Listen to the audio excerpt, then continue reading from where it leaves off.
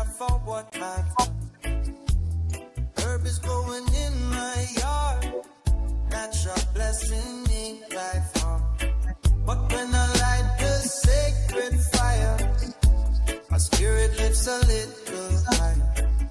Ancient wisdom in the smoke. Hello, brothers and sisters, and welcome to another Temple 420 Sabbath Seth. This is episode 7 of our second season here, and I'm here with Craig X. Rubin, our founder of Temple 420, and it's going to be one of our regular Sabbath sessions here where we discuss what's going on in the world, what kind of things that we've ran into, talk about the Bible and the goodness of God. See, I'll start out here with a prayer. Dear Almighty God, thank you for all the blessings you give us. Thank you that we get to come together and discuss your word, and may the word go out there and encourage the people who see this. May they be encouraged to read your word and follow after you, and be encouraged to seek you out and to know your Son. Thank you for the blessings you give us. Amen. There we go. Cool. How's your week going? Sounds like you read quite a bit. I've read Luke a bit, and that's what I was doing for actually the Wednesday Bible study. It's pretty good there too.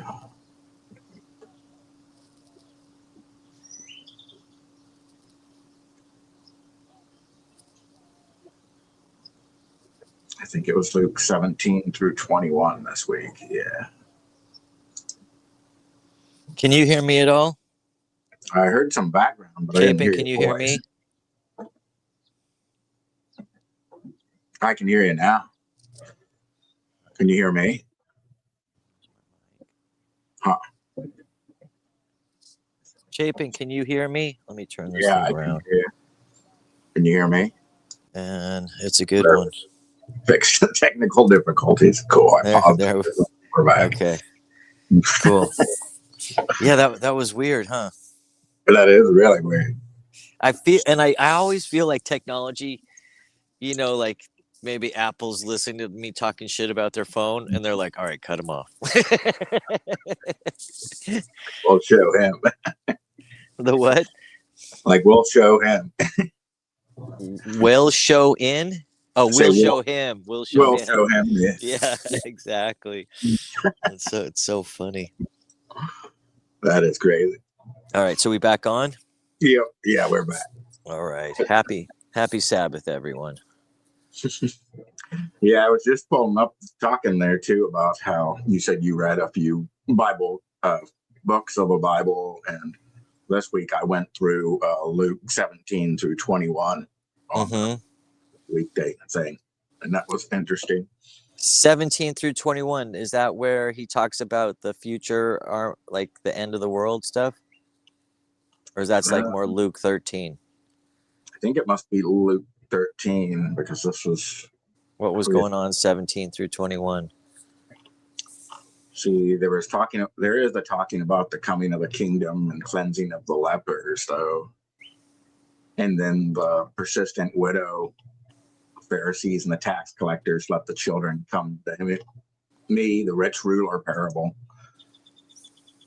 The one about the Minas and Zacharias was in right. There is the triumphal re-entry, though, in 19:2, where Jesus Christ is coming into Jerusalem, and then he's upset about Jerusalem. Not doing anything, was it? And he flips over the tables, of course, in the end of 19. Oh, so these are all the stuffs leading up to him getting killed. They're just like, we don't need this rebel rouser around here anymore. The death of one man to save the nation. Do you think it's like I've heard some people say, literally, when he started going in there and flipping the tables, they're like, yeah, we can't have other people flipping tables, and this be something that we allow to go on? Yeah, here's the thing. I think that, part of the sacrifice and the burnt offerings was that they then gave that meat to people to eat. And I think it was like a business. I think you're messing with the church's business. I mean, I know it was the temple, but really that's what it was. It was undermining their authority, so people would stop coming to the temple if he said your body is the temple. And the fact that he was saying, you've turned my father's house into a den of thieves, and they were kind of they were charging people. Like, one of the things that you would that I know was a complaint was that people would be coming from foreign countries and have foreign money. And so they changed their money into shekels, and then they had to buy an offering to sacrifice at the temple. Well, in the money exchange, they were ripping people off and taking advantage when they could have just sold it to them in their money. You know what I mean? Like, they're like, no, yeah, you have to have this. It was just, I don't want to say it was becoming scammy, but when a company throws in extra fees here and there, that they're like, oh, it's to cover this or to cover that, and you really know it's like, bro, you want to make more money. And you can always go those conversion rate tricks and stuff. Like, hey, the conversion rate changes and it's different than your money. Well, even when I'm exchanging dollars into pesos, like, the exchange rate is it was, higher than the first Trump administration, but now that we're at war and all this bad stuff is happening with America, it's much lower. So let's say it's 17. Well, when you go to convert your money, they only give you 16.43. You know what I mean? And obviously they have to charge some fee for the service, otherwise there would be no service.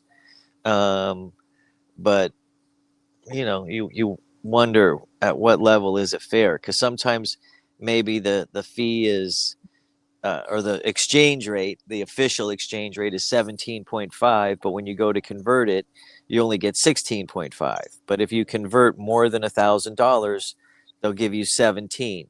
So it's almost like taking advantage of poor people. Instead of having one rate for everyone, if you exchange less, you pay more. And and I understand that as a business person, like, yeah, I've got to take my time and do the deal with you. So I want to make at least $10 per the exchange, even if you're only exchanging 100. But if you're exchanging 1,000, yeah, I'm only going to make $20, but I'm charging a much lower rate, 90% less, I guess, or something. And I still make the same amount of money. So maybe it would be fair if there was just a flat fee and the exchange rate didn't change. But when you go on Western Union or Remitly, the exchange rate actually changes based on how much you send. So and yeah, and so it is similar to kind of what I imagine they were doing in the temple was, like, let's say a turtle dove, little bird to sacrifice. If you had nothing else, that was what the poor people would. It would be 1 cent to get a turtle dove. But if you wanted to have a foreigner exchange for the turtle dove, it would be 2 cents or something, because they would make them change their money.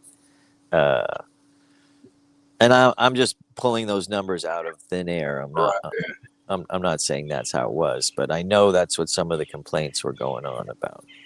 I'm sure, especially when it's all physical, you can have a problem too. Like, oh, it's hard for me to get rid of these Turkish coins and get these taken care of. So we got to charge more because of that. And stuff like that.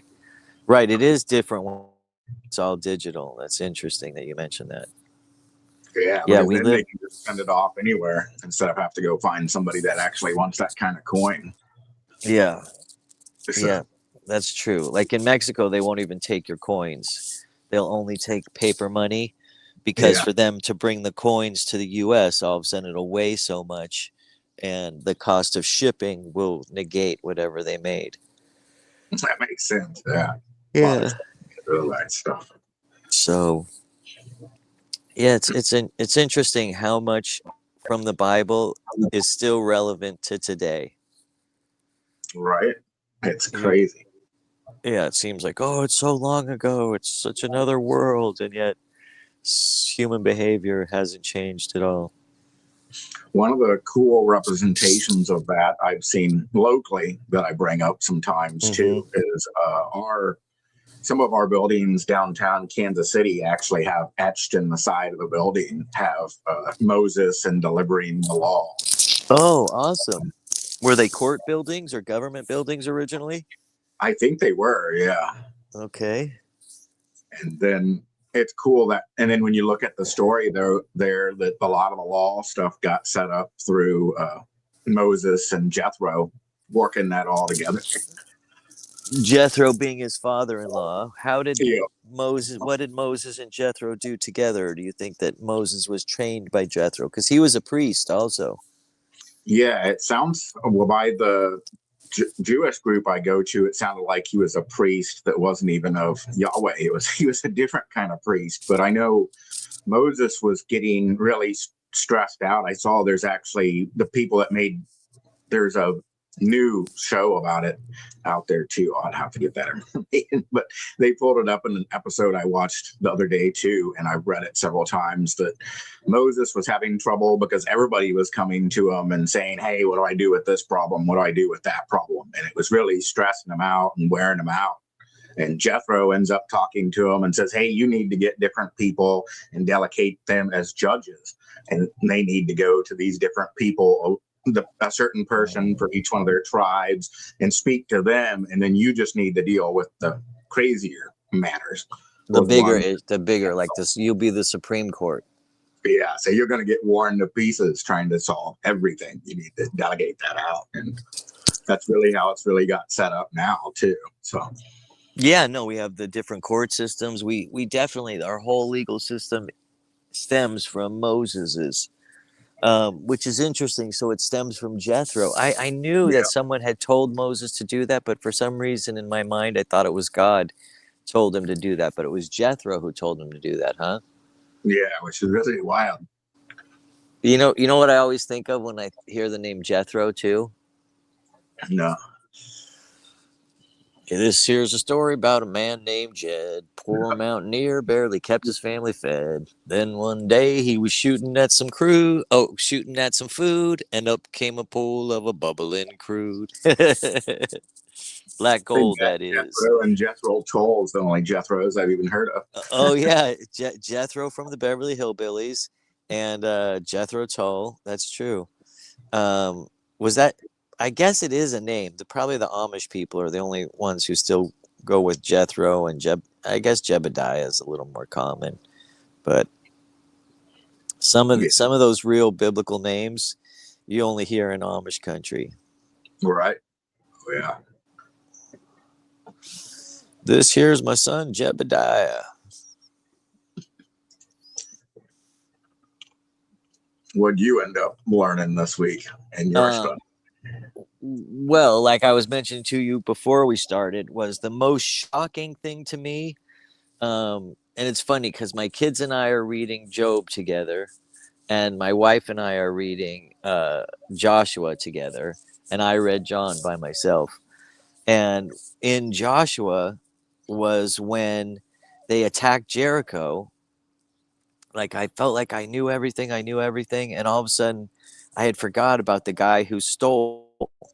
And the command came from God to Joshua that nobody was supposed to keep anything.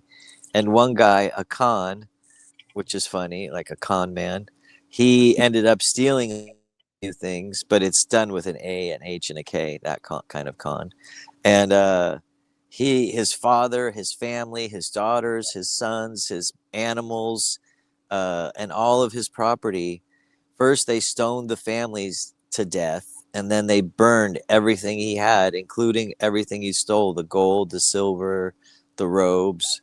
And it was just, I was shocked because, and it kind of scared me a little because I thought, oh, Jesus, John. It's so funny. Oh, Jesus. I'm like, God ain't playing around. You break his commandments, and you know you're doing it. He has no problem putting this guy to death. And what the only part that really justifies it to me is the fact that 36 men died, and Joshua said, Lord, you were supposed to protect us and guide us. How did 36 of our men died? And he goes, it's because someone in your party stole stuff and blah blah blah. And it was like, snap, dude's like carrying around um, a grudge. And so they kill the family, they burn the family, and then they go on conquering all the land with no more problems after that. And for the next place, he says, yeah, you can take spoils this time, kill all the people, but you can keep their stuff. Just burn the city so no one ever lives in that city again. First it was I, and then I forget the name of the second city, Eglon. There was 5 cities that they went and torched. Oh, and the other cool thing I thought of was the strategy, because I've done paintballing, Yeah. and I kept getting my ass killed at the beginning, and then and it was painful, even though they're paintballs, Right. it can Oh, hurt. yeah. Really So painful.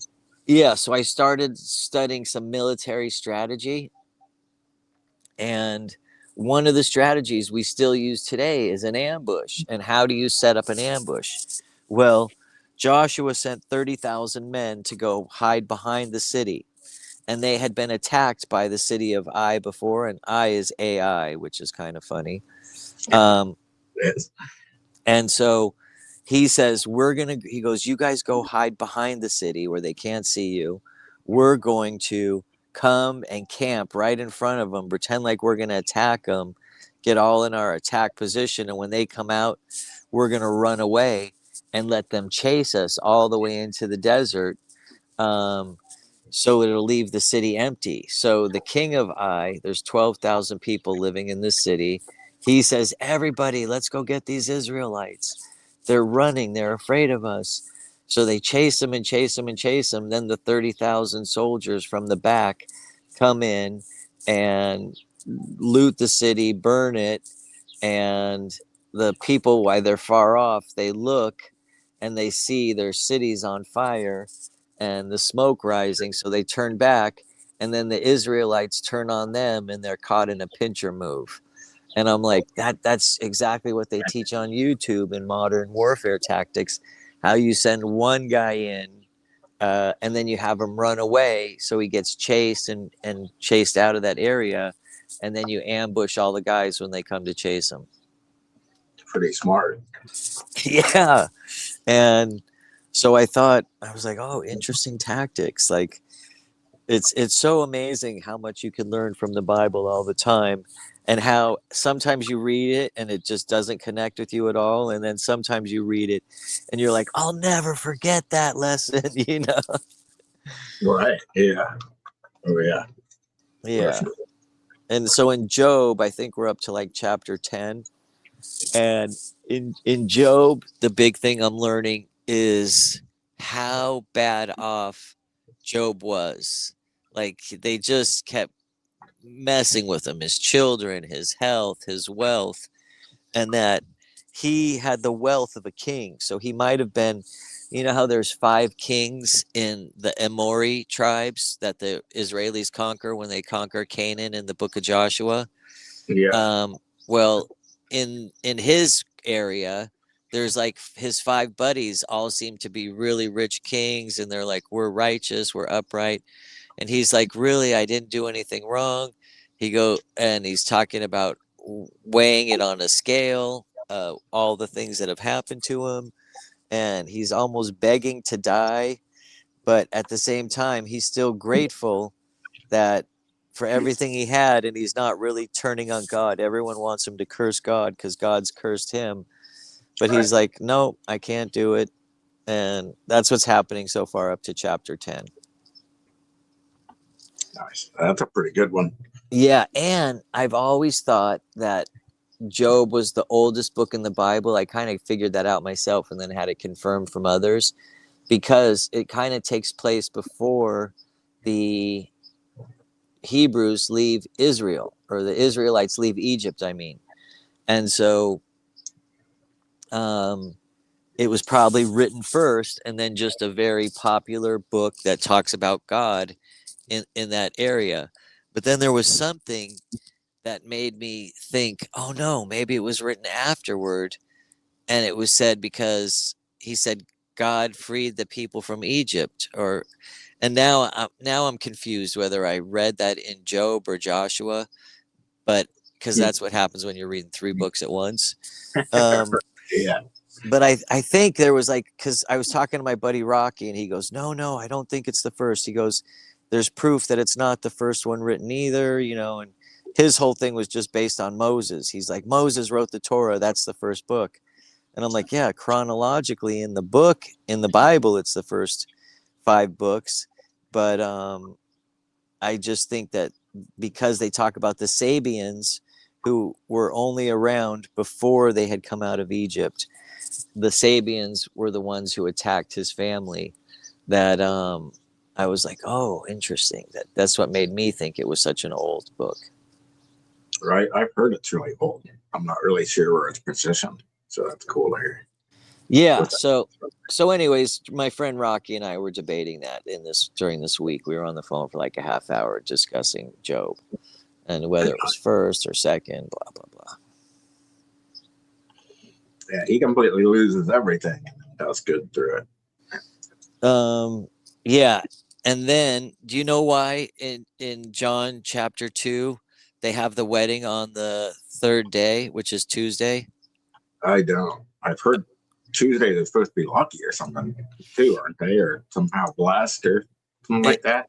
Here's the thing. When God is in creation in Genesis, on the 3rd day, he said, it is good twice. So the biblical Jews or the Pharisaical Jews believed that Tuesday was the day of double blessing. So to get married on a Tuesday was a double blessing. Nice. I have heard that in the Jewish church too. They've said that too. Mm-hmm. But it's interesting that John felt it was important enough to mention, like, because most people just read that over. It was on the 3rd day. Some in the Jewish version, it says it was Tuesday. Nice. Yeah. But you're like, Tuesday? Who has a wedding on Tuesday?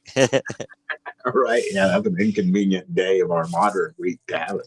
Right. Because everyone would be working that day. They'd have to take the day off. And sometimes weddings would go on for a day or two. Yeah, it's not like the Friday one or something where you just take an early week or something. You got to go into work Monday, and then you got to figure out how to get to the wedding on Tuesday. And if you're coming back on Wednesday, or if you're staying at the wedding, and if you're coming back after that. Right. So great, massive. Yeah. Days. So anyway, I was just enjoying that this morning, and I've been reading Job and Joshua during the week. And the reason we got to Joshua, because we read the book of Ruth, and Ruth marries Boaz and becomes an ancestor. And Ruth is a Moabite, so she's a Gentile woman, and she marries Boaz. And Boaz is the son of Rahab, who was the prostitute who was saved in Jericho. And so we started with the book of Ruth, and then we talked about Boaz, and then we went back to Rahab, since Boaz is Rahab's son. And so there is a whole line of Gentiles that become the great-grandparents and the great-grandparents of King David, because King David's father was Obed, which is the child born to Ruth and Boaz. And then Obed had Jesse, who's the father of King David and his brothers. Nice. Yeah. Wild, they pointed out in temple sometimes too that some of the biggest figures were not Jews when God came to them. Mm-hmm. Like yeah, Noah and Abraham and Ruth apparently and all that. So they were all Gentiles.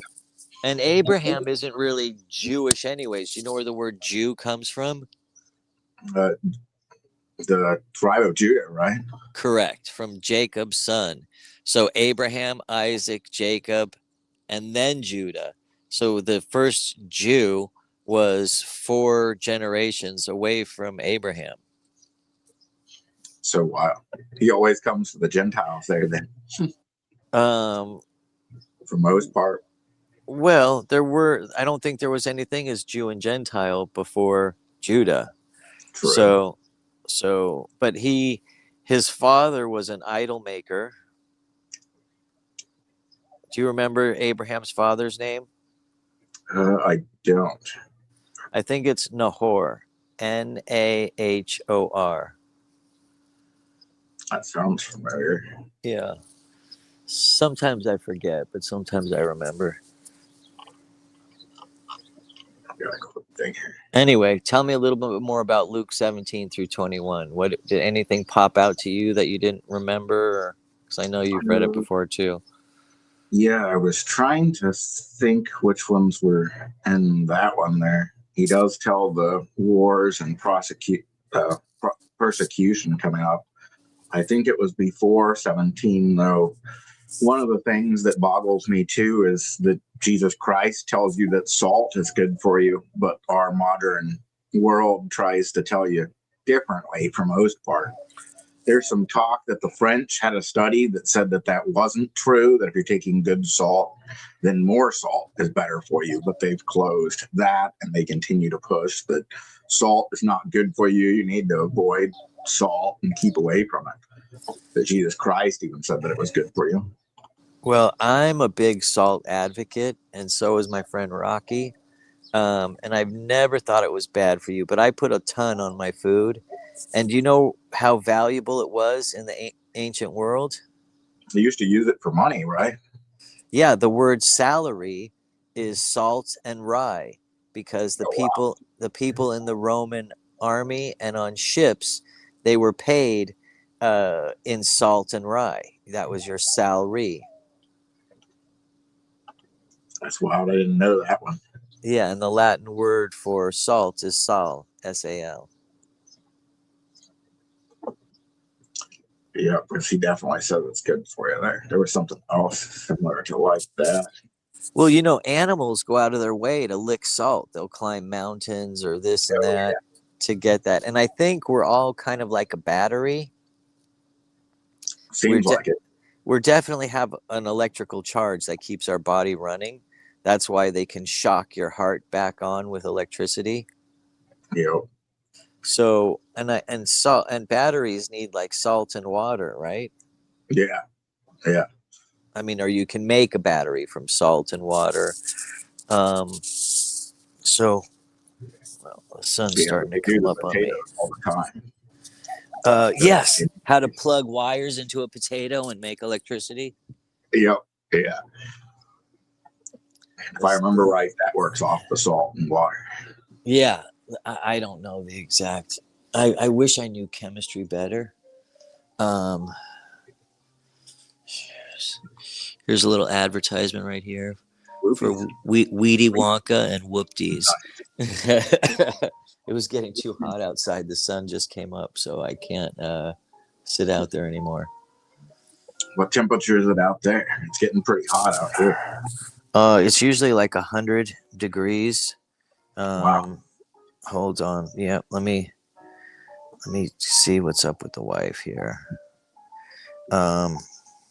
I think we're getting about 85, 90. Yeah. 100. Hold on one second, Chapin. Yeah, sure. Hey, babe, I'm in Temple 420 right now. Do you need anything? Or are you just telling me you're going to go to the testing for his next belt in Taekwondo today? Nice. Yeah. What's he going for? Yellow belt. He's just a beginner, but he's really into it. And so he woke up this morning and some bugs. They washed his uniform last night because you have to have a clean uniform or you can't test. Right. And then we hang our clothes outside to dry. And in the Yucatan, there's some bugs that can come on your clothes and stain them. And so, oh yeah. So he woke up, and when he got out there, he saw, oh my God, my clothes are stained, these stupid bugs or whatever. And so he had to rewash them this morning just to get the stains out. I did Hapkido, the sister art to that. I'm a black belt in that one. Oh, cool. So I didn't realize that one. That's cool. Hapkido is also Korean? Yes. Yeah. Our grandmaster, Chung K-yu, learned Hapkido over in South Korea, and then he developed or Taekwondo, and then he helped develop Hapkido and brought it over here to the States and was in California for a while, but then he moved to St. Joseph, which is just north of Kansas City. And I think he may have moved back to California again at this point. And what is the difference? But at first I thought you said hot Cheeto. You're like, I learned hot Cheeto, and I'm like, what's a hot Cheeto? So because my kids love hot Cheetos. It sounded so similar. That's the first thing I heard. So what's the difference between Hapkido and Taekwondo? I'm not sure the exact difference, but I know we would go to their tournaments and their things because he also had other grandmasters that would do it. And he would also teach the Taekwondo. I noticed they had different, where they would actually go through what they call forms, where they do those different movements, where they do the strikes and you can go through stuff. But to my understanding, Hapkido is set up to be kind of like Aikido and defensive. So it actually less of the forms and movements to go through and how to react if you get attacked and how to transfer that power over against them rather than against you. Using their momentum against them. Yeah, absolutely. So it's super defensive. So okay. Interesting. That's kind of a cool thing. Wow. Oh, there's my son calling me now. I've got so many darn phones. All right. Recording resumed. Okay, so thanks for the pause, folks. How many do we really get any views at all, or are we just making this for the future? One day, hopefully someone views our videos. I need to go back and look at our recent views and see what it looks like here. All right. Someone was asking me the other day who knew that we did Temple 420 years ago. I met a guy at the DMV, a guy named Jacob, actually. We met yesterday, and he was telling me, he's like, oh, I recognize you from Super Jaime. My wife and I just watched Super Jaime again. I used to watch it as a kid all the time. He was like 30 something. I guess that movie's 20 years old now. And he goes, yeah, he goes, oh my God, it's so nice to meet you. And he goes, I remember you like Old Testament Saturday, New Testament Sunday, and you turn So I said, wow, that's so cool that has an impact, years later. And he was real excited to meet me. And then I exchanged phone numbers with him, and we talked for like a half hour about the Bible because he wanted to know more about it. And he liked he was a physicist and pothead, and he liked to just know more about the Bible. So we ended up talking about it, and talking about having kids and something. He's just recently married, and he's like, I'm working so hard, and my wife does this, and blah blah blah. And she helped. He does work and make money, but I think she makes more at the moment. So they're hesitating on having children until they're more stable. And I'm like, bro, go for it. He's about to get his doctorate in physics. He is a physicist. He's getting his doctorate degree, his PhD in physics. We're kind of slow, but not too bad. We got 2 new subscribers in the last 8 days. All right. We've got 80 views currently in the month. That's 20 less than usual, but at least 60 people came by. Right. So that's not too bad. Okay. And what are we called? The Renown? I call mine the Assembly of the Renown Plantation, and then use the Temple 420 mission as my thing to get out to stoners and help stoners. So a lot of the stuff I do label Temple 420. Okay. So I see, welcome to the Renown Plantation channel. 68 views from 6 years ago. And I just want to see for myself. So anyway, so he and I were talking about it, and he's like, well, I'm like, man, we were so popular back when we first started because it was so unique. I said, but they keep coming after us, whether one way or the other. And there we go. So we have what, 70 subscribers now? I think it says 82. 82. Okay. Yep. We have 2 new ones this month in the last 28 days. 3 views, no views. One of them has no views. Videos. Some of those are waiting for the future. Yeah, hopefully 4 views, 14 views, 6 views, 2, 4, 4, 7. So yeah, I hope that one day in the future people will review our stuff, but that's okay. I don't care. I still feel good about making it. Yeah, I think like my dad always told me, when you put the word out there, it doesn't go out void. So yep, it gets out there and goes somewhere. I forget where that's at in the Bible. All right. Well, I'm looking at one from a year ago, and it's just you and me. We didn't have anyone else joining us, and that one has 69 views. For some reason, that seemed to be a very popular one. Sesh 29, Sabbath Sesh 29. 29. I wonder what we talked about there. I don't know, but it seems to be one of the most popular ones that we've ever had. I know some of the ones sometimes too, when there's a little bit of controversial stuff, I try to leverage that a little bit and see if we can get people's attention. Well, and that's kind of what Spencer Pratt was talking about, was mastering the art of, for reality TV, controlled controversy. Like, people want to watch trouble or controversy more than anything else. Here's another one, Sabbath Sesh 23, that has 143. That might be our most popular one. Sounds pretty good. Yeah. And again, it's you and me. It's when I have a fire burning. I'm burning a fire, and you're looking like your badass self with your big beard. And yeah, interesting. So I don't want to get boring here or whatever. So you want to pick a Bible verse or something, and we'll read something? Go back here too. One of the things when you mentioned what was interesting there in Luke 17. Mm-hmm. I remember hearing the other one about this, but I didn't remember it this way. The increase in our faith, Luke 17:5, and the apostles said to the Lord, increase our faith. And the Lord said, if ye had faith as a grain of a mustard seed, ye may say unto this sycamine tree, be plucked up by the root, and thou be planted in the sea, and it shall obey you. Which the King James always confuses me. But according to the Lamsa and the Kodesh version, it's a mulberry tree.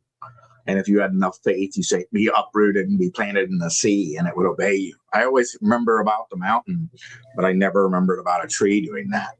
Yeah, I remember about the mountain. He said, go move a mountain. You could move mountains. So it is interesting. I've been studying about prayer and faith in the last few, maybe 2 months, 3 months, and about how does it work. And that was the other thing I noticed. Okay, and this is in the book of Joshua. God always speaks in the past tense when he's saying what's going to happen in the future. He's like, I handed that city to you. I've already handed it to you. And they haven't even gone and attacked it yet. But he's saying, I already handed it to you. And I thought, that's kind of how prayer works. You have to believe it's already done and just give thanks for it and just feel confident knowing that it's done, and then never question it. You know what I mean? Absolutely. Yeah.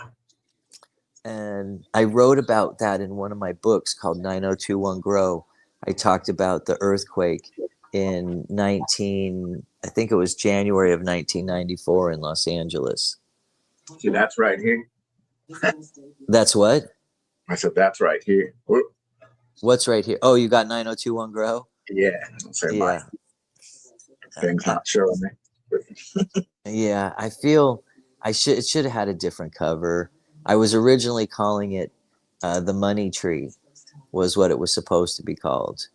And then at the last minute, I changed it to 9021 Grow. Nice. But I like them.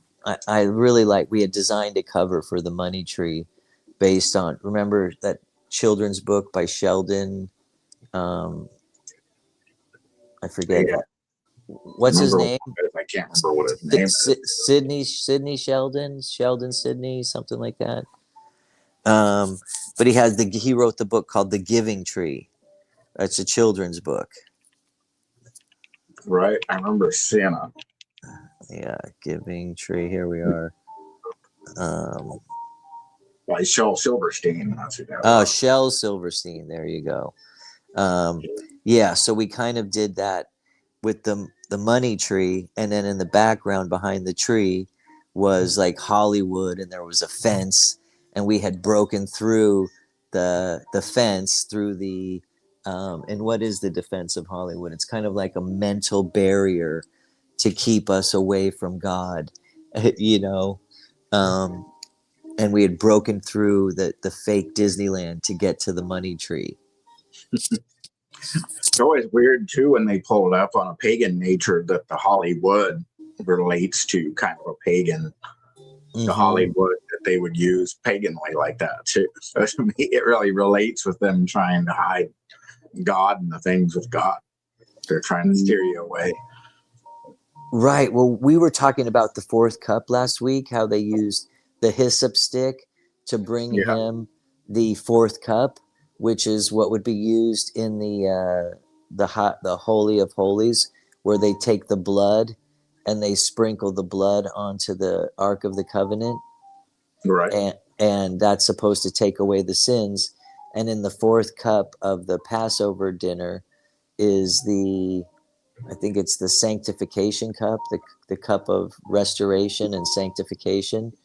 And because that's the final one where he restores the people to the land, and we're drinking for that to celebrate being freed from slavery. Right. Yeah. And so when the fourth cup is given to Jesus on the cross, it is a wine vinegar on a sponge delivered through a hyssop stick, which is very reminiscent of the traditional way of taking away the sins of the world. And that makes a lot more sense, because I was wondering too why Jesus refused it the first time, and then the last time he asks for it and then they give it to him and he dies. I'm like, why did he take it the second time when he acted like he refused it the first time? You know, I've seen people be like, oh, because it was alcohol and stuff that he wouldn't consume. I'm like, I don't think that makes any sense, but it makes sense more that it wasn't the time for him to take it. Right, because a Seder, the word Seder, the Passover, it means order. Like everything has to be done in a certain order. That makes sense. Yeah. Wow. Are you seeing? Can you see my TV here that I'm looking at? I can. Yeah. Can you see the grass on the roofs of some of those houses? A little bit. A little bit small. I wonder what country that is. That's very interesting. There's a lot of places in the world where they build a house slightly underground, or they put a layer of dirt and plants on the roof as insulation to keep the house cooler. We've got a few of those here and there. I don't know why they didn't get as common in-ground houses there that are nice and cool. You go visit them. I've checked a few. I had a friend that had one for a while. Yeah, when you said that, why wouldn't people do that? It reminded me of when I first moved to Yucatan in like 1989, 90. And I would see the town was so small that now there's 1,200,000 people that live there. But back then, I think the population was only 200,000. And a lot of homes were abandoned. Like people would move out of their house and they would keep it in the family. They wouldn't sell it, but they wouldn't take care of it for like 4, 5, 6, 10 years or whatever. And what would happen is the roofs would start to collapse. First, leaves would gather on the roof because the roofs had kind of like, they're square, mostly flat with a slight tilt to them, so the water will run off, but they have an edge or a border.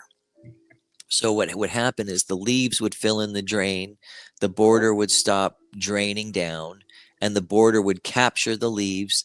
The leaves would decompose, turn into dirt. A seed from a tree would blow onto there in the dirt, and obviously it's a rainforest, so there'd be lots of water. And the next thing you know, there'd be a small forest growing on the roof, and eventually the weight and the roots would collapse the roof. It would start leaking onto the inside, and then it would start to fall down. Have you ever seen pictures of the ancient Mayan ruins? I'm not sure. I can't recall any. Okay, well, when they first discovered the ruins in the 1850s, not that they discovered, when Europeans or Americans first discovered the ruins, there was two guys named Catherwood and Stevens, and they didn't realize that these hills that they were camping on for a good view were ancient pyramids or temples. Yeah, if you look them up from the 17 or 1800s, that's them reconstructed. So they've They have to dig all those out, right? Kind of like some well, of these right. are a whole bunch of stuff. It was covered in leaves and dirt and trees, and so they just looked like natural mountains, especially Chichen Itza, the one I think you're looking at. That was the first one that Catherwood and Stevens discovered, and that's why it's such a famous icon of Mexico now. I think it's considered one of the wonders of the world. Yeah. And so that that moment or it's just what the point I'm trying to make is the same thing would happen in modern day city as happened way back then in their cities, is that there's so much rain and trees that eventually the city will become overgrown and you will never know it was even there. It will swallow up the city again. And I didn't see that on a large scale, but I could see that on the abandoned houses. How if you didn't take care of something, it would be reclaimed by nature very quickly in that environment. They always say it gets reclaimed by nature. It definitely looks like it. Yeah. Can you pull up any of the videos from, like, pull up Mayan temples 1800s or Mayan pyramids 1800s? It's mostly only drawings and stuff, but there weren't a lot of photographs back then. Or Chichen Itza 18. Oh yeah, is that it right there? Is it covered in dirt and trees? Yeah, that is Chichen Itza. Okay, and you can see it just looks like a jungle. Like maybe there was a little house they built on top of the hill, but you couldn't even tell that it was a pyramid. That is wild. Yeah, and I think that's interesting how the nature can be so powerful. It's like Bruce Lee said about water. It's the softest form, but it's also can wear away rocks, the hardest thing. All right. Oh yeah, water definitely eats stuff up pretty well. Mm-hmm. Never almost imagine you have it everywhere, and like, oh, it does all that damage. Well, and river stones that are so rounded, they're almost like being in the rock polisher, going around and around and around until they're rounded and smooth and kind of shiny. Like all those years in the river will do that to river stones. And one of the craziest thing is how fast some of that can happen. Like Kent Hovind shows that they try to claim that the big canyon that you go to sometimes, the Grand Canyon. Grand Canyon was over millions of years, and now he showed that if you have a big spillway, that'll cut through the ground really quick. We'll make that cut out. Right. And do you know what he uses to show that? I think he uses like that sand table, doesn't he? He might, but one of the things I've seen in one of his videos is that he uses the Mount St. Helens spill. When all those ice and glaciers melted, they formed a canyon, and it was a brand new canyon, but it formed in layers. And what he says, he goes, it's density. He goes, it's weight and density. When this is all mud and stuff, things will sink to where their density level stops. And that's what creates the layers, not millions and millions of years of sediment being laid down over time. Yeah, which makes much more sense because I look at the Grand Canyon, I'm like, that hasn't been cut for millions of years. That's crazy. Well, and you go down there and you can see it with your own eyes because the layers aren't perfectly flat. They bend, they curve, and you're like, and you can tell, oh, that was a rock, that was one layer, and suddenly it's got folds and bends in it, and you're like, well, how is that going to happen over time? And it just doesn't make sense at all. So you can tell it was wet when it was formed. So we've got 50 minutes here. I try to keep them. All right. Well, we can wrap it up. My friend, I'm with my buddy Barry, and we're gonna go to a car show or something this morning. So he was just waiting for me to finish the temple sesh. That sounds good here. Okay. Well, anything else to wrap it up with, or you want to give us a prayer out or anything? No, I wanted to say one more thing about prayer, is that we just need to believe. You know, faith is the real key to creating our whole world. Like, our world is shaped how we believe it's going to be shaped, and how we have so much power in creating it, and that the power of prayer is incredible. But if you don't believe it, if you don't have the faith that God's going to actually listen to you and do it, then you're not doing your part.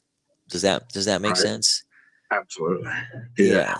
So that's my thought on it. So I've been trying to just imagine it already done, feel what it's going to be like when it's done. And then once I know that, oh, that can be done, then I let it go. And that I sometimes lose my faith, like, by when bad things happen, you get upset and you let your anger or your frustration mess with your faith. And it's almost like a sign of no faith when you're frustrated. And what's interesting is Paul tries to always give thanks for his troubles. Like, I'm so thankful I'm in jail. I'm thankful this is happening because this is God's will. And one time I did that. I was driving to my brother's house. I didn't have a lot of money. My car broke down, and it was an expensive thing, but I said, all right, I'm not going to worry about it. I'm just going to give thanks and give thanks. And I ended up, the guy who owned the mechanic shop where I was in Northern California, far away from Los Angeles, we had actually gone to the same elementary school. And he was 10 years older than me. His name's Joel Rosenblum, super nice guy. But we had some of the same teachers were still there. And so we were talking about the same teachers, and it was just a nice experience of connecting with someone that you had some type of relationship with. Yeah. Not like I ever knew him, but a relationship of having gone to the same elementary school. And right. And so anyways, we just connected, and I said, okay, God, this is why you broke my car down. And even though I'm a little bummed about how much it was or whatever, I'm like, I'm going to just be grateful for the new human connection and not worry about it. And Paul goes into the wild one too, where I've heard they said it was because he was stoned and then he recovered from getting stoned and was still alive, but he had that issue with his eye and reading, and refers to it as the thorn in the flesh, which he asks God to even remove. And God says, no, my grace is sufficient for thee. Okay, interesting. You got to deal with. And is this in one of his epistles? Yeah, I forget where that one is. I think it might be in 2 Corinthians. If my thing's pulled up right here.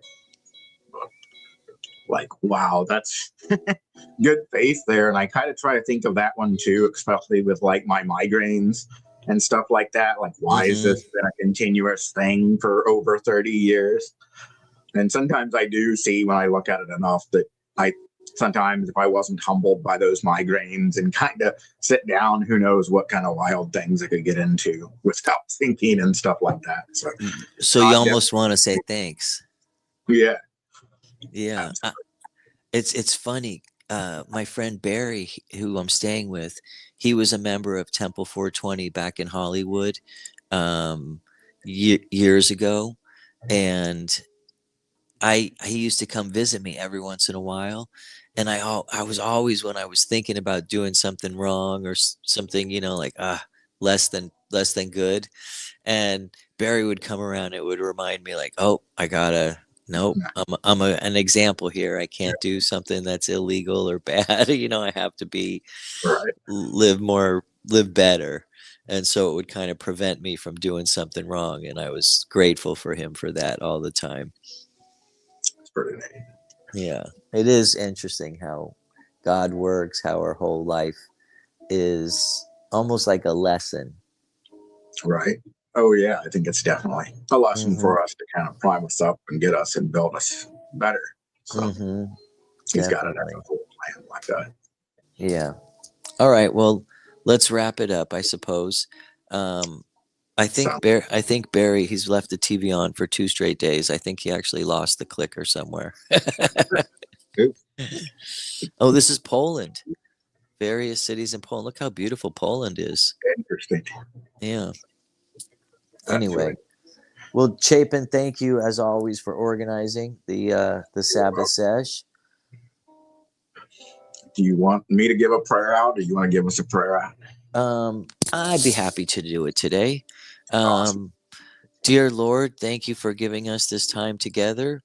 We pray that your word will go out there and touch someone's heart that might bring them closer to you.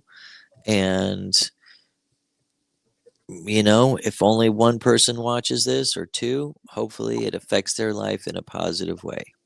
Amen. Amen. I've seen some ones in the past that has been really encouraging to them, so that's helpful. Oh, good.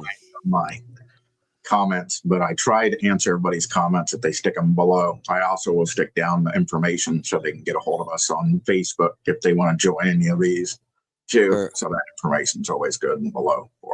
Perfect.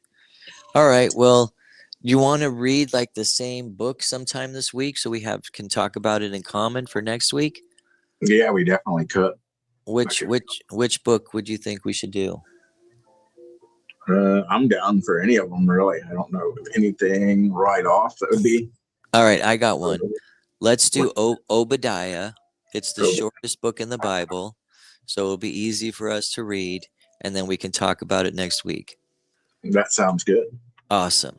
And I'll do some research on it and hopefully bring a little insight more than just the 10 paragraphs or 5 paragraphs that are in there.